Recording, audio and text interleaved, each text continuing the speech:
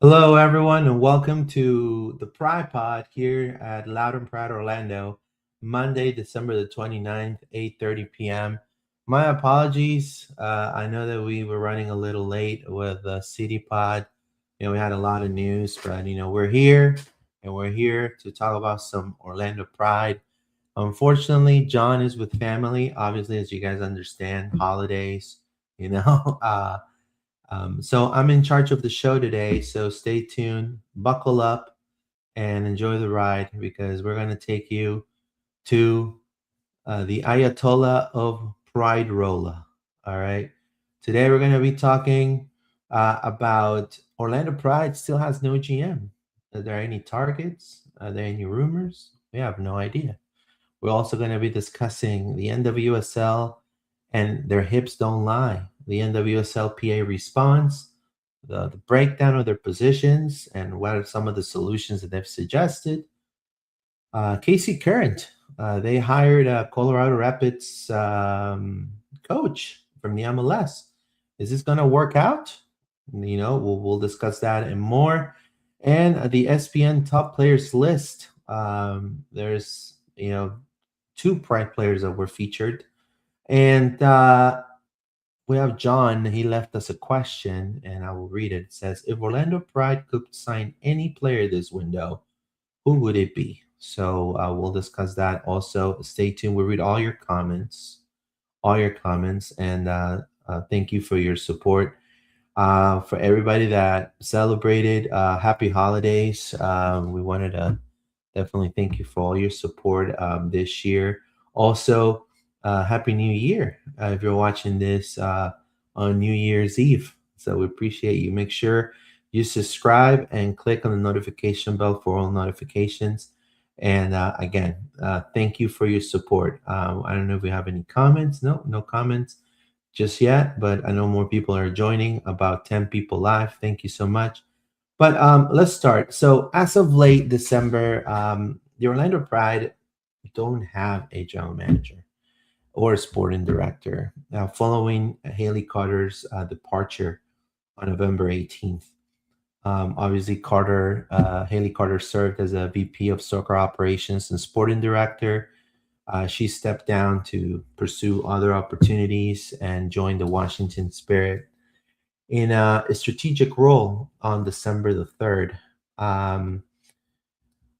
Obviously, under her leadership, the Pride achieved all the success as a franchise, including, breaking record signing like Jackie Ovalle last year, this year, and also Barbara Banda last year. Obviously, the Shield win and the Shield and the NWSL Cup. So the club announced that a search has started. This was the week of December 3rd, led by owner and chairman Mark Wilf, but literally no hires have been confirmed.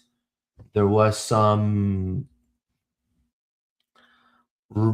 public rumors about potential targets that are pretty scarce. No credible reports. We've checked The Athletic. The club right now is on vacation, so a lot of the people that work in the club, aside of the scouting team, are the only ones I think available. And some fan discussions on social platforms speculate about possible internal promotions or maybe external hires from other NWSL teams, but there is really no word at all. You know, maybe they even mentioned I saw a post on Facebook about a former NFL GM, I believe, the maybe targeted. And I really highly doubt. Why would you hire an NFL GM for a soccer? It's just unrelated at all. Now, uh, the Pride off season moves. Obviously, they just signed Hailie Mace, and then without a GM, it was literally handled by the interim staff or ownership. I wouldn't be able to put my hand on who made the last call for Hailie Mace, but I believe this signing was already on their way and was probably negotiated by Haley Carter, and then she left. It was probably handled by interim staff. There's a lot of anxiety, and I totally understand a lot of frustration. I join you in your frustration. A lot of expressing concerns over the delay amid the 2026 free agency window, um, and obviously need to build 2026 to be a successful year for the Pride. Um, and I know how many times we've said, we praise Carter's legacy, but we cannot succumb to mediocrity. We have to stay put and continue to be that Orlando Pride team we want to be. So we'll see. I think the depth is important. It needs to be addressed. There really hasn't been no word about any sort of GM contact. From my understanding, per sources, and we're going to go ahead and break down some breaking news. So, breaking news.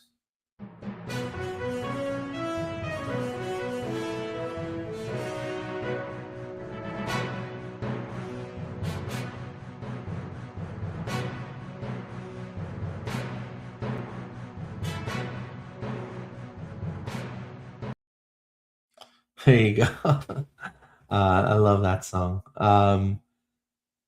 So there's gonna be some news coming out with some names fairly soon. And there's been some some names thrown out. I can't say the name specifically, but I can tell you that news are going to be coming out fairly soon about this. We have some comments here. It says here, of all sad words, we're definitely losing out on an off-season opportunities at this point, and I'm rather mad about it. Yeah. Forgot y'all were on tonight. Yeah, of all sad words. Yeah, sorry about that. I know that we said 8:05. I tried to schedule it for 8:05. Unfortunately, the other podcast took a little longer, but it was necessary to just kind of speak every single point that we had because we're not going to be available for the rest of the week. So next week after the new year, in the new year, there's going to be probably some news. So stay tuned.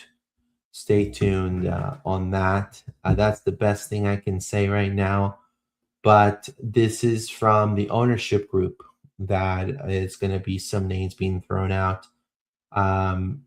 And these may be names that you may like and you may not like.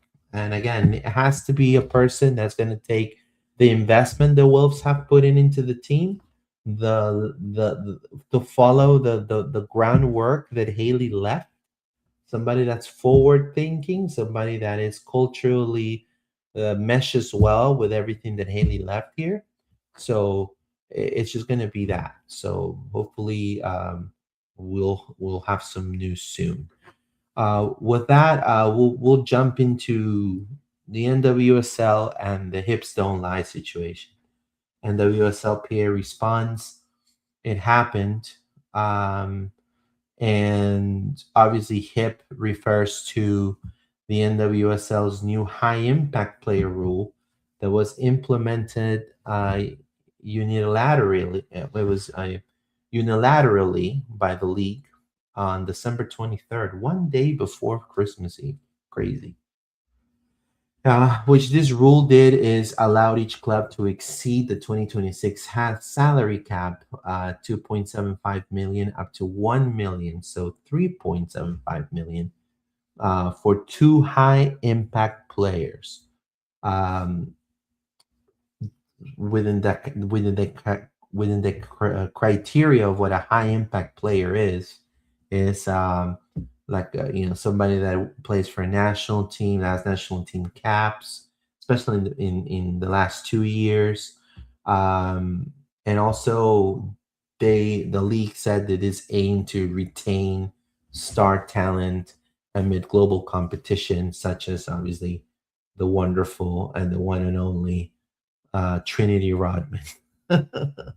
uh, Ongoing contract negotiations with the Spirit, and obviously European clubs were targeting her, offering her higher salaries, and so obviously Hailie Carter is very gung ho on and really good at what she does, and I think she pressed some of the buttons there in the league to make this happen. Now, the NWSLPA, the Player Association, immediately responded. Strong opposition, same day, calling it an unilateral action that violates the collective bargaining rights under the 2022 CBA, which expires at the end of 2026. And they threatened legal action to enforce players' rights, arguing that the rule definitely creates inequality, favoring obviously wealthier ownership groups, and obviously lacks transparency. Especially they're putting like based on FIFA rankings or awards, who won this and that. And so, and the NWSLPA director, Ms. Megan Burke, emphasized a clear, lawful alternative, which is what John and I were saying on the last pod, which is raising the team salary cap to compete in the global market. And again, that makes sense. And you're not hurting anyone's feelings. I saw the Instagram posts from several of our players. Carrie Abella was one of them. Corey Dyke was another one. A lot of our players were not happy with this. They were in support of the NWSLPA. And with all due respect, I agree with them. I would be also on the side of the NWSLPA. But the NWSL position, we'll discuss it in just a second. Let's read some more comments. Of all sad words, nah, it's not your fault. I worked until 8:15. Thank you so much. The NWSLPA insists, obviously, on negotiation. They're warning everybody of labor disputes. They're proposing cap increases, to ensure equitable pay across all rosters, not just stars. So, for example, somebody like Sarah Shaboshi she's gonna be looking at, or somebody like Hailie McCutcheon. That's the motor, the heart of our team. Is she? Why would she be getting paid less than Trinity Rodman, right? So essentially, equitable pay across all rosters, not just stars. We don't want to have roster imbalances. For example, some of the data that I gathered from 2025 was the top 10% of salaries average 450K, while the bottom 50 average 85K, which, I mean, to be honest with you, a lot of people, that's a really big disparity right there, right? But I mean, people can still live with 85K, especially if it's only two of you and there's no family. People people could live with 85K a year, but obviously you want to have those salaries be a little bit more equal. Now you have to understand the NWSL position. The league views the high impact rule as essential for growth. They started signing that The average attendance per game has grown to over 11,000, up to 15% from 2024. Also, the media deals, 240 million over 4 years. Also, allowing targeted spending without full cap removal. So, helping for the league to retain players like Rodman, that had 12 goals and 7 assists in 2025 amid European poaching and grabbing. They argue that it doesn't alter core wages, that adds just more flexibility for the club. So this is essentially something that's more pro league, pro club, but we're forgetting the athlete side, in my opinion. So the NWSLPA, in my opinion, has the stronger case because legally and ethically, and again, I come from the HR world too. The U.S. labor law requires bargaining over wages and conditions. When an employer does unilateral changes, it risks for potential strikes, lawsuits. I've seen with the MLS before, and I'm telling you because we come from that side too. The MLS is convoluted. I personally like the designated player rule option. In my opinion, I think I like it because I come from chaos. So in South America, there's none of this, and there's a lot of corruption. There's worst inequality, you know, and it's just a lot of you know taking people's money and risking the athlete. When you have some of these regulations, it helps it has to come to helping the athlete, but also helping the club, right? Now the MLS has this whole, like, it looks like a square root of pi. Like, it's so convoluted and sometimes hard to understand. And I think the NWSL has the opportunity to be a little different, to be a little bit more forward thinking, to do their own thing. It's a women's sport. It's something completely different. And so, not learning from the past mistakes from other leagues that are so close to the NWSL, like on the MLS, for example, um, you know, it's a little problematic. While the NWSL growth option or growth stats that the league throws up is valid, right now I think the league valuation, per my notes, I think it's like 1.5 billion in 2025. Bypassing the NWSLPA just undermines the player's power. And to me, I know All for 11 mentioned this as well in their article. It just undermines the athlete. I think short term, um, the NWSLPA, could file with the NLRB, in my opinion, and a long term solution would be raising the cap. You know what I mean? So just raise it to 4 million. Just raise it to 4 million. Or if you want to feel froggy, eliminate it. Be the first league eliminates the shackles. El- eliminate it. Eliminate it and mirror global markets, global leagues like WSL, where the average salary is 150,000 plus and there's no cap. Raising the cap, I feel, initially preserves parity.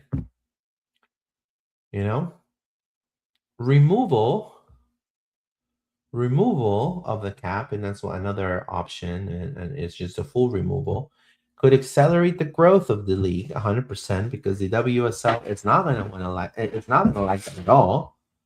But it but obviously you're going to start seeing super teams, and you see it now in the MLS with Inter Miami. Although Inter Miami, in my opinion, has known how to play the system, but the fan sentiment and my sentiment on a personal note, it leans pro player. I think, um, I know that some pundits see it differently.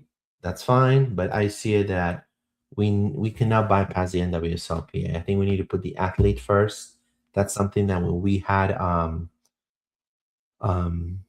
Hailie Carter here in the pod, she spoke strongly about how the NWSL needs to always put player first, and I think we should continue doing that. I think that's going to determine the growth of our club and growth of the league and the growth of women's sports. I think women's sports have to differentiate from the rest, and I think there's great examples to take, positive and very negative, from the men's side.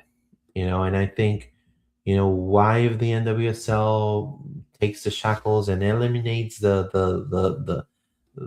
the cap altogether and goes toe to toe, no strings attached and no fear in their eyes against the WSL. It could be that'll be good.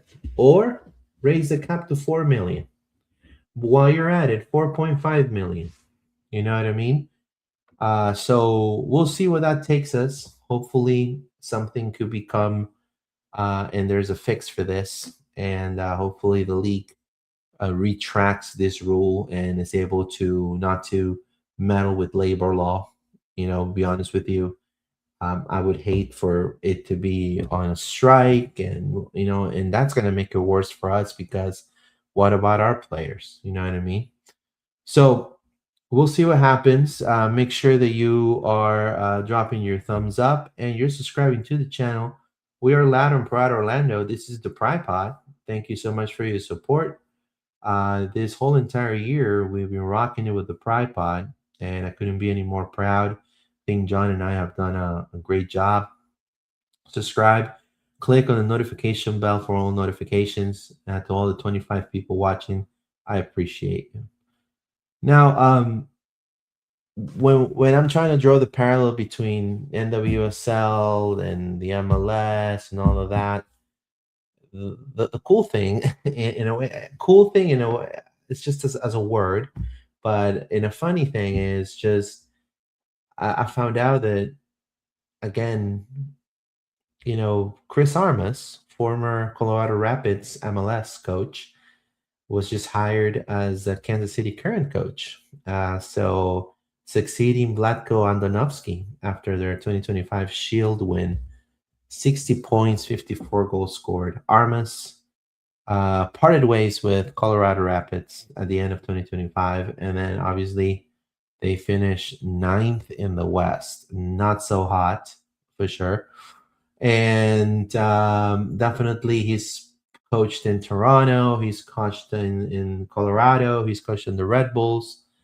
And he also coached women's soccer. I think he coached at Delphi University, I believe, in between 2011 to 2015. So he's not all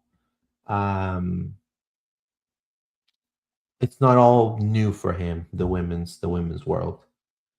Now, the impact from a mid-tier MLS coach onto NWSL.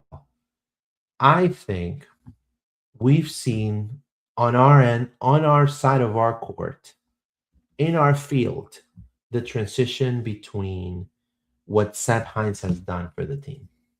Somebody that has played the MLS, somebody that comes from the men's side, going into the women's side with an open mind and open heart and a lot of work and willingness and personality and discipline to make everything work to bring us a double. I think with Armas it could be the same way. I think in the MLS he could be a mid-tier coach, but in the NWSL he may he may hit a home run. Us knowing that MLS side, I could tell you Armas brings that tactical discipline. I think the Rapids ranked 4th or 5th in possession last year. So player development, technology, enhancing the attacking third, those are things, that he can do. Now, the NWSL is a little different than the MLS because it's faster pace. Women's gay dynamics vary a little bit. And again, MLS coaches, like, for example, Caleb Porter succeeded in the NWSL, but there's been others that really suck, right? But we also see what Seb Hines has accomplished from player in the MLS to coach in the NWSL too. So I think the expectations for Armas, based on what he did with Colorado, obviously are very high. Having stars like Temwa, Chawinga, 15 goals, Golden Boot, Davinia, I think the highest ranked assist player in the whole entire league. Armas has a blueprint to maintain at least a top three finish deep in the playoffs. Why not a championship? But anything below that, it will be considered a failure, and they're gonna sack him. But I mean, I have full faith that I don't know. I think you're allowed as an NWSL fan like ourselves to be cautiously optimistic.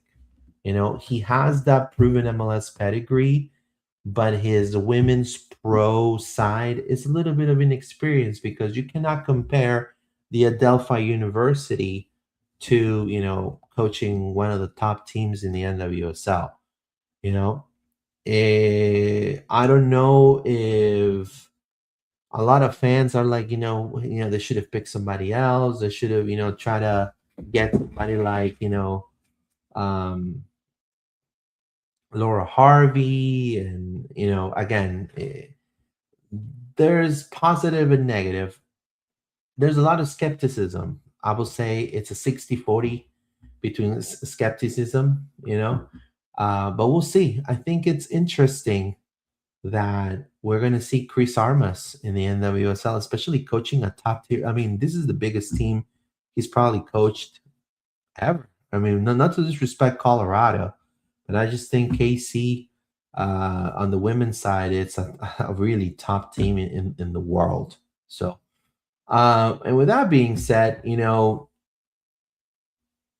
where does that leave Orlando? Well, we're gonna have to face Chris Armas, and I think Seb tactically is gonna have to watch a lot of uh, a lot of film when it comes to how KC plays. Is he gonna keep some of the style of Vlatko left there? We'll see. But the good thing about the NWSL, and also it's a double-edged sword, is that you have to play a lot of the teams twice or even three times if they go to playoffs. So it's you have to find three ways to turn the wheel, three different ways. Because if you keep doing it the same way, it could work out for you one time, but then you could suck the other two. So you got to become creative. So it's going to be interesting seeing somebody like Chris Armas going from the MLS side to the NWSL side. So wish him nothing but the best. Even though he's going to be coaching KC. Hopefully he does well with everybody else, but with Orlando. Hopefully Orlando destroys KC next year. So also I wanted to talk about the ESPN top players list. So it was released on the December 23rd, and it ranked the top 50 global women's players based on 2025 performances across club and international play. So obviously they took defensive metrics, XG, offensive metrics, and 14 players from NWSL. And in the top five, all European. Just insane to me. But I'm going to mention them. You have obviously number one was Aitana Bonmatí from Fútbol Club Barcelona. And, you have then number two, Alexia Putellas from Barcelona as well. You also have Mariona Caldente from Arsenal. Caldente or Caldente. And if I probably butchered her last name, I'm so sorry. Number 4, Alicia Russo, also from Arsenal. And you have number 5, the first, the only NWSL in the top 5, Temwa Chawinga. Now, if Barbara Banda would have not gotten injured, probably we'll see Barbara Banda right there. But Temwa Chawinga would do, so tremendous feat. Now, Chawinga was included. Also, some NWSL leaders were mentioned, like Esther was there, and also Orlando Pride's own Barbara Banda. Despite missing 10 games, Barbara Banda was still present. She was still mentioned.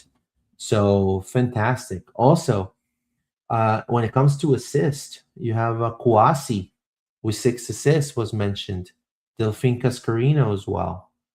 With you also have Anne Catherine Berger as well. And again, um, um, fan sentiment. I think the NWSL. Okay. I think it could be. I feel like there's a little bit of a U.S. bias. I think they're trying to replicate the bias the men have for the MLS to the NWSL. And I think that's what's missing. It's hard to compete with a club with so much history like Barcelona or Arsenal, right? But I think they got to show a little bit more parity, in my opinion.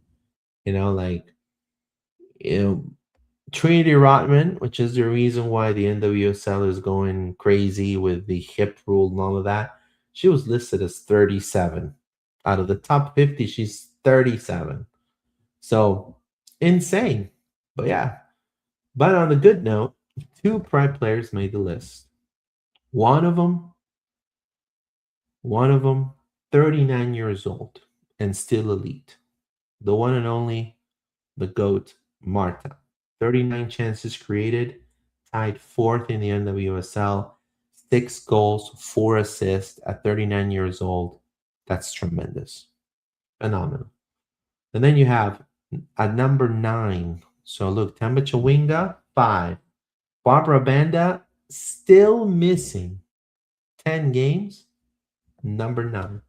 8 goals. She got 4 more goals than any teammate. And so she was the top NWSL scorer. And also she had an Olympic hat trick. So all of that accounted for her to be the number 9 top player in the ESPN women's rank, which is fantastic, which is actually what the hip rule also, looks into, right? So I can't wait to see Barbara Banda next year. I can't wait to see, hopefully, the club is able to address the needs for more depth on the attacking third. We have a lot of gaps. Hopefully, Marta, we see her coming in the second half to be a breath of fresh air. Hopefully, we see Jackie Obaye playing more as well. But we need that number 9. Whether it is Ludmila, which I would love, whether it is but we need somebody. 100%. 100%. Now, let's read some comments real quick. Oh, no, we have no comments. About 30 people live. Thank you for your support. This is Loud and Proud Orlando, the Pride Pod. We appreciate you. Now, let's kind of make obviously we've been doing this because there's really not a lot of news, but also we've had not a lot of word on what's happening with our front office, what's happening with the GM, what's happening with players. We want to know. I know that Hailie Carter pretty much renewed a bunch of players, but we need more. Obviously, building on the previous hypothetical for the January 2026 window, obviously we're looking for players that are coming to the Pride to win. There's a list of over 75 players that remain unsigned or free agents.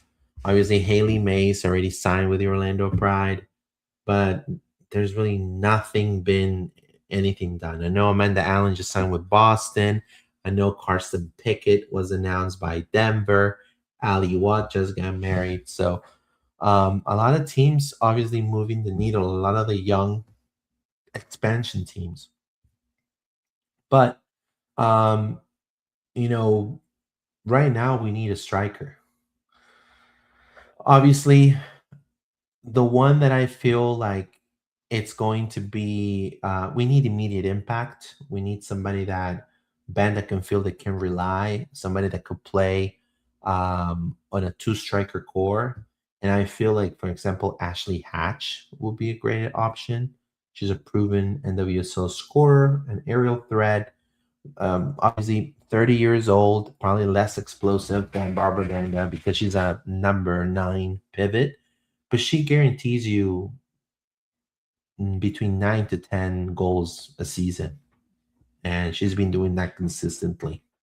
So she's a reliable rotation or a partner for Barbara Banda.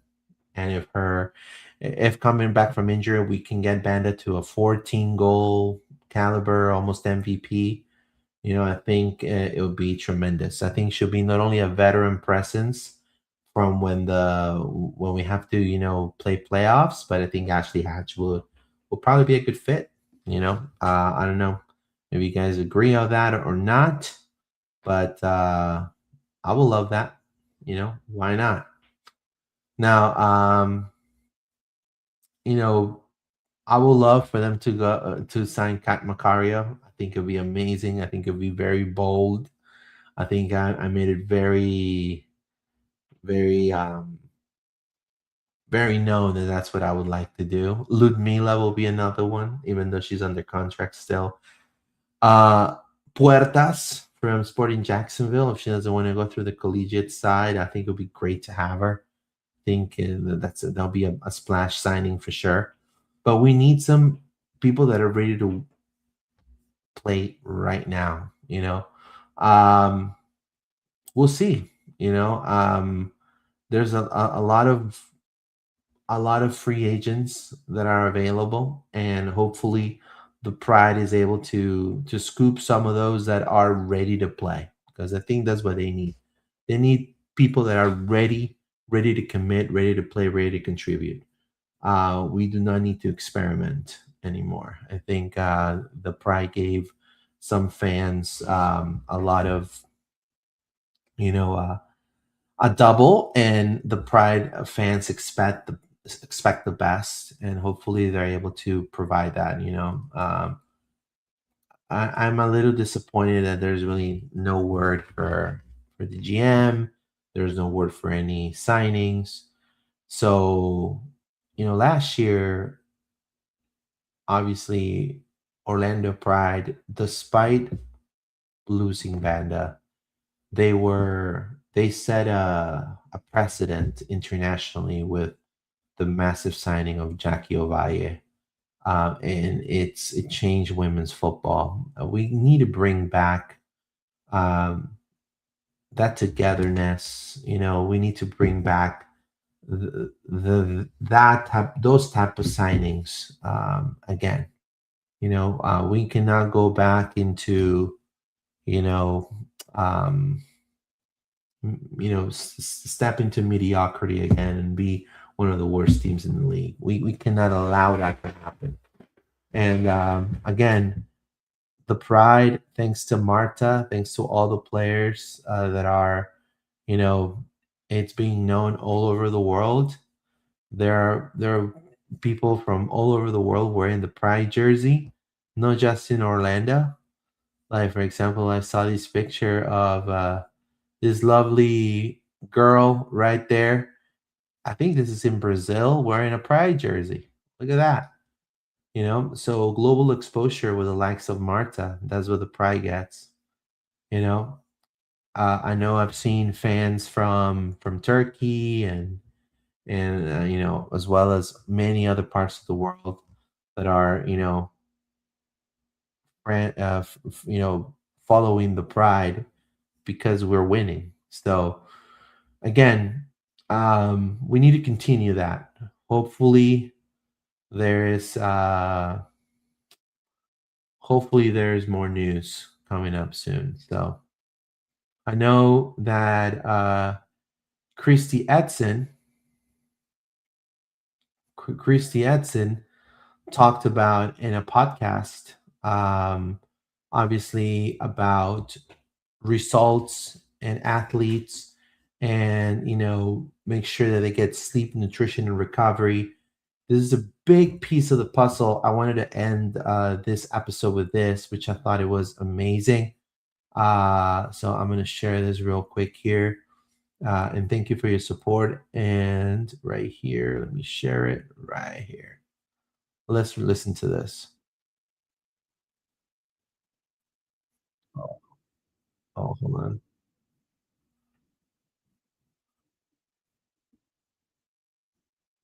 Uh, Why did you not? Hold on one second. Having some technical difficulties here. Gee.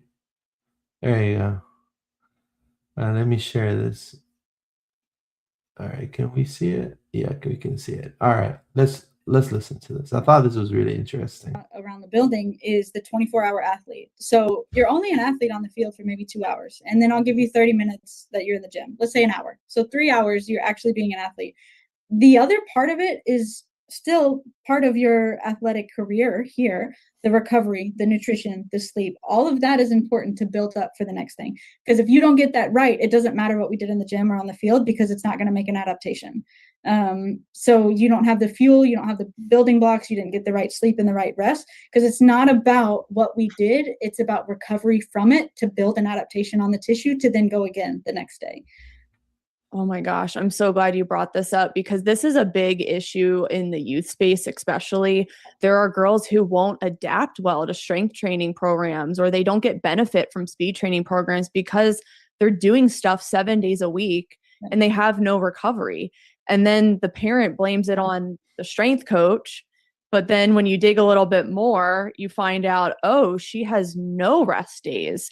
Her muscles and nervous system have no time to come all the way down to really. That is such a great point they're making. It's and again, this is somebody that we have in the Pride organization that's talking about this. These are some of the people that make us have the double. These are the type of people that work closely with Hailie Carter.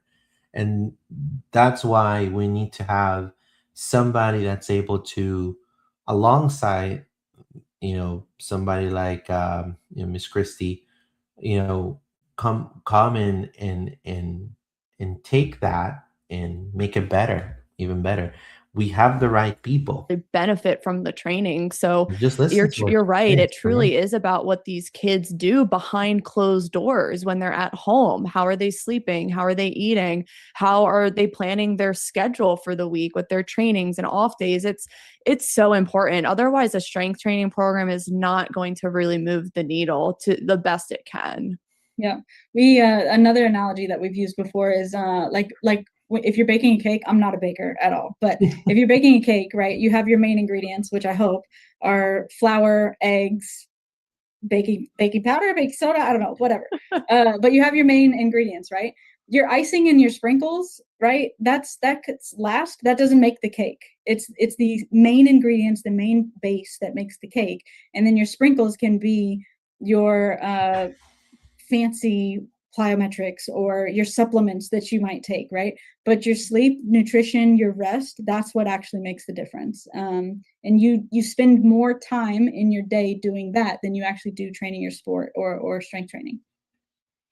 It's interesting conversation for that. So I thought that was a great piece to share with all of you, because we need people like that to stay in the organization. Otherwise, we're going to regress. And I think we have the right people. We just got to get some more news. And I know, it's the holidays, but, they've had for a long time to address these needs. So I hope, and from my understanding, we should be hearing something sooner than later from the club. So I wanted to thank every single one of you for your support.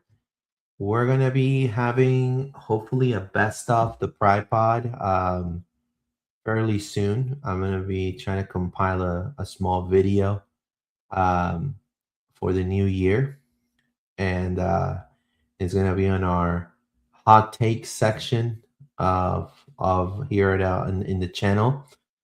But I wanted to thank you for your support from John, from myself as well. For definitely this year's been tremendous. We could not do it without you. Um, we really couldn't. I think every interaction, every comment, every like, it's helped us tremendous to grow and to still keep providing content for the City Beautiful. We ain't stopping. We're gonna continue. We're looking to add somebody in our Orlando Pride pod. If there's somebody that you guys may know that's passionate and would like to maybe write pieces for Loud and Proud, or come cover a couple of games with me, you guys can DM me either on X, which is Pineda_ORL. So I'm gonna, you know, uh, it's right here.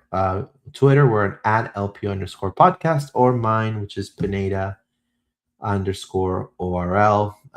You can DM me, and then we can definitely talk. But we want to make sure that we're covering as many games possible next season for the Orlando Pride, hopefully with a brand new GM and somebody that's going to lead the pack to success, even more success than when Hailie was here. So again, thank you so much for your support. I wish you guys a happy new year. I know that we're going to be putting out a video the day off. Thank every single one of you individually, but until then, thank you for your support. John unfortunately couldn't be here because of family, but we'll see you guys next year. All right, and vamos Pride. Have a good one, guys. Thank you.